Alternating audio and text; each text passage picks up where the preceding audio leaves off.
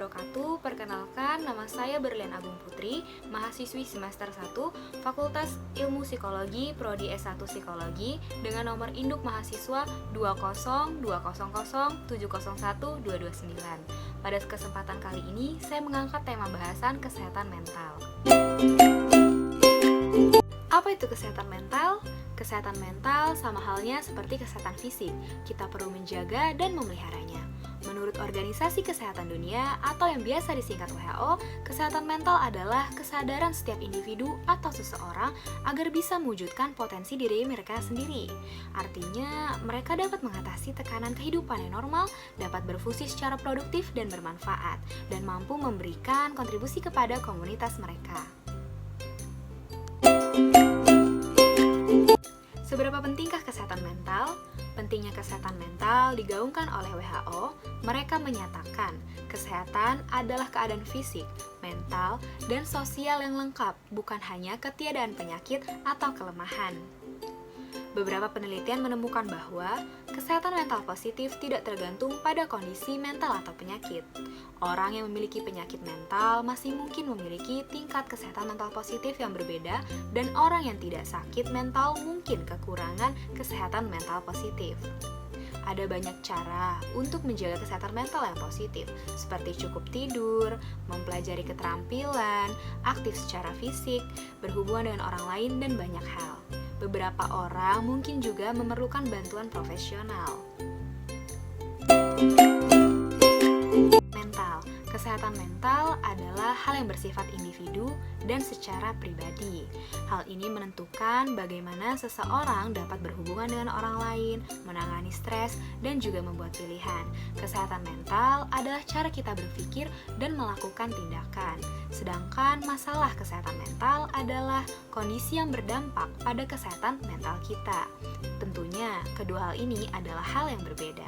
Karenanya, ini adalah kondisi yang mengganggu suasana hati kita, perilaku, pemikiran, atau cara kita memperlakukan orang lain. Pada kondisi ini bisa terjadi secara ringan, berat, atau bahkan dalam jangka waktu yang panjang atau jangka waktu yang pendek. Contohnya seperti gangguan depresi, kecemasan, skizofrenia, dan lain sebagainya.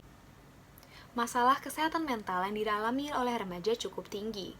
Data survei yang dilakukan National Adult Health Information Center atau yang disingkat NAHIC pada 2005 menunjukkan bahwa remaja dan dewasa muda pada usia 10 sampai 24 tahun, baik pria maupun wanita, pernah melakukan rawat jalan gangguan kesehatan mental.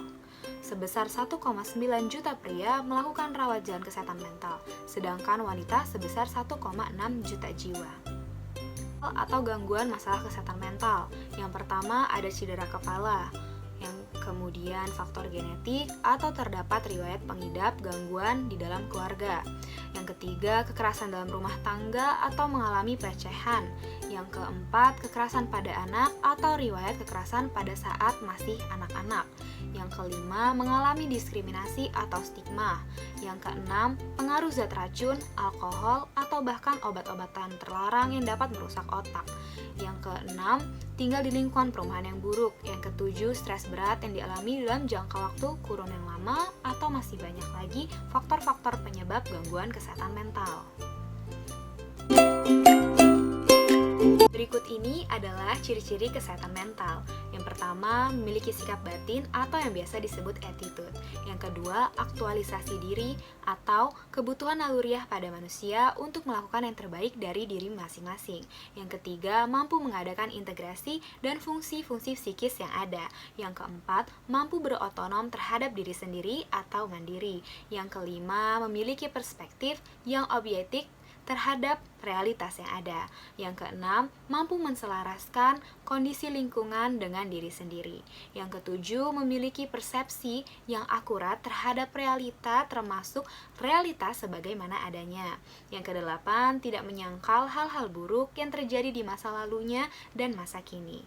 Yang kesembilan, memiliki penguasaan terhadap situasi, termasuk mempunyai kontrol diri di dalam mengasihi orang lain, di dalam pekerjaan, termasuk dalam bersahabat, dan juga orang lain.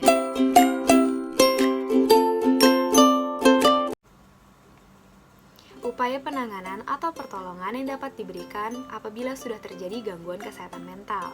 Yang pertama, psikoterapi. Psikoterapi adalah terapi bicara yang memberikan media aman kepada pengidap penyakit mental. Psikiater akan memberikan bantuan dan bimbingan ke pengidap dalam mengontrol perasaan. Psikoterapi beserta perawatan yang paling tepat adalah cara yang sangat efektif untuk menyembuhkan penyakit mental. Psikoterapi dibagi berbanyak macam, di antaranya terdapat cognitive behavioral therapy dan exposure therapy. Yang kedua, obat-obatan. Pemberian obat-obatan untuk mengobati penyakit mental umumnya bertujuan untuk mengubah senyawa kimia pada otak. Biasanya diberikan obat-obatan berupa selektif serotonin atau yang biasa disebut SSRI dan juga serotonin neropine yang biasa disebut SNRIs. Juga ada antidepresan yang biasa disebut triskilik yang dapat diberikan kepada pengidap penyakit mental. Obat-obatan ini umumnya dikombinasikan dengan psikoterapi untuk hasil pengobatan yang lebih efektif. Yang ketiga, rawat inap. Rawat inap diperlukan jika pengidap membutuhkan pemantauan ketat atau sudah terjadi keadaan gawat darurat, seperti percobaan bunuh diri atau self-harming. Yang keempat, ada support group. Support group umumnya beranggotakan pengidap penyakit mental yang sejenis atau yang sudah dapat mengendalikan emosinya dengan baik. Mereka berkumpul untuk berbagi pengalaman dan bimbingan satu sama lain menuju pemulihan. Yang kelima, stimulasi otak. Stimulasi otak berupa terapi elektrokonvulsif, stimulasi magnetik transkranial, pengobatan eksperimental yang disebut stimulasi otak dalam, dan juga stimulasi saraf-vagus.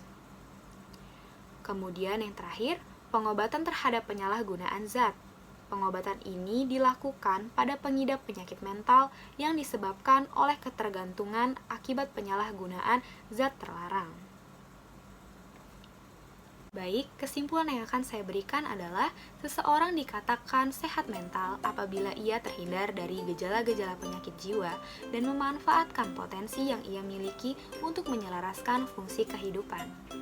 Keharmonisan antara fungsi jiwa dan tindakan dapat dicapai di antara lain dengan menjalankan ajaran agama dan juga berusaha menerapkan norma-norma sosial, hukum, dan moral.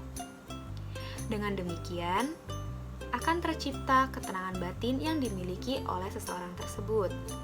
Definisi ini menunjukkan bahwa fungsi-fungsi jiwa seperti pikiran, perasaan, sikap, pandangan, dan keyakinan harus saling menunjang dan bekerja sama sehingga menciptakan keharmonisan hidup yang menjauhkan orang dari sifat-sifat ragu, bimbang, serta terhindar dari rasa gelisah dan konflik tertentu. Sekian video dari saya, semoga bermanfaat dan dapat menambah wawasan teman-teman. Terima kasih sudah menonton dan sudah mendengarkan video ini. Maaf apabila ada kesalahan kata atau kekurangan di dalam video ini. Akhir kata, saya ucapkan wabillahi taufiq wal hidayah. Wassalamualaikum warahmatullahi wabarakatuh.